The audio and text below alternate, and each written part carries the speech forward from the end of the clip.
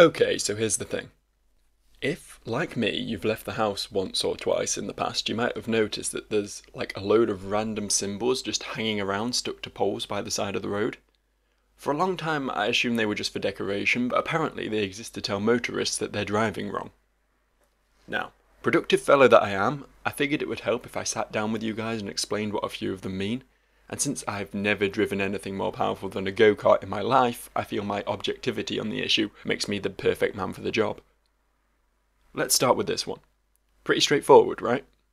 You see a lot of numbers like this along the side of the road, and what they do is they indicate how many people are allowed to ride in a 5-seater vehicle at a time. Originally, of course, we were limited to 5 people, just one per seat, but after some recent lobbying from the circus clowns, the government finally imposed some more generous laws. You'll note that in some smaller, backwards villages they still keep to the old limits though. I guess progress only comes one day at a time. Another simple one here, reminding you to stop child abduction. Some might call this coddling from the nanny state, but I think it sends a powerful message to any would-be pedos. Be wary of stunt jumpers. Sometimes the circus clowns get a bit rowdy, so it helps to have these around.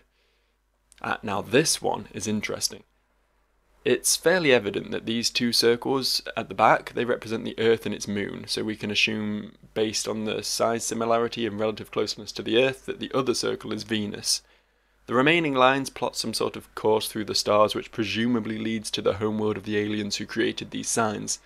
It's safe to assume that NASA is investigating. No cooking popcorn in your boot. Once again, pretty common sense stuff, but some people need reminding. This one's embarrassing. It's a throwback to the beginning of last century, and it simply means no benders. Pretty much only used in the more rural parts of Cornwall and Wales these days, but it saddens me that it still exists at all. And then there's this one, no super benders. Bit more common this one, because some people just think the whole voice and mincing all over the place is just a bit much, you know. This one indicates one of those large tarmacked areas which are primarily used as public toilets, hence the P. Interesting fact, the signs originally looked like this to stand for public toilet, but after the Silent Hill playable teaser was released, the design was giving people severe PTSD, so they had to scrap it. Here's a gentle reminder that Brexit negotiations have been going in circles for 2 years. This one tells us that we're near a particularly difficult arcade crane game with model trains for prizes. And this one warns us about the nearby tuning fork factory. Those ringing noises can be very distracting for drivers.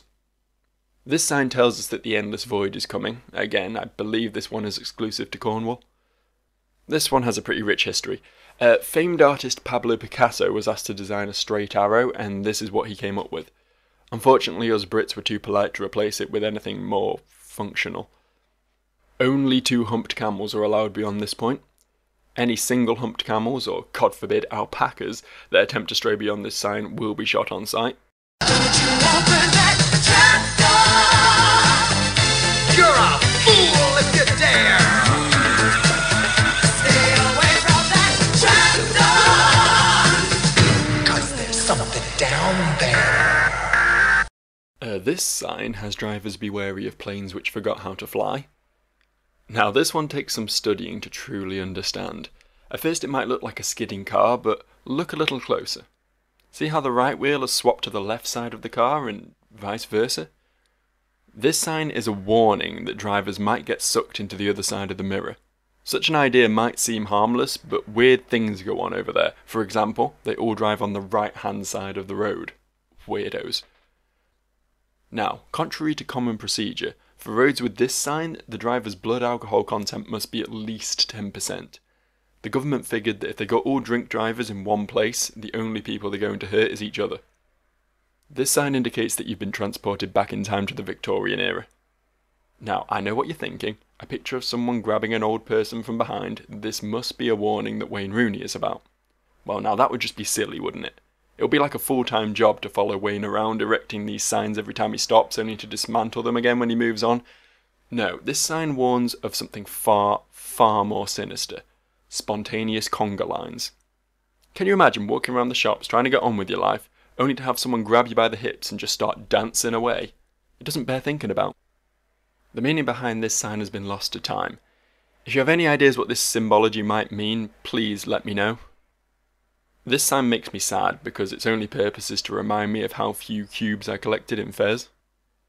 These signs date back to the days of yore when, if you needed a job doing, you would stand beneath such a sign and wait for a passing adventurer. I'm pretty sure they just ran out of ideas when they got to this sign. Fuck it. Have we got one that's just a square yet? No? Sweet, that's lunchtime. This set of ancient runes and symbols roughly translates to "Abandon all hope, ye who enter here." And finally, this indicates an area cursed by a mischievous god where all residents are incapable of folding up their umbrellas properly. I hope my insights into this highly specialised field of advanced symbology has helped. Next time you're on the road, look out for these fortune cookies of the highway, and you might just be a little more prepared for what life throws at you. Unless Wayne Rooney's about, of course. See you next time.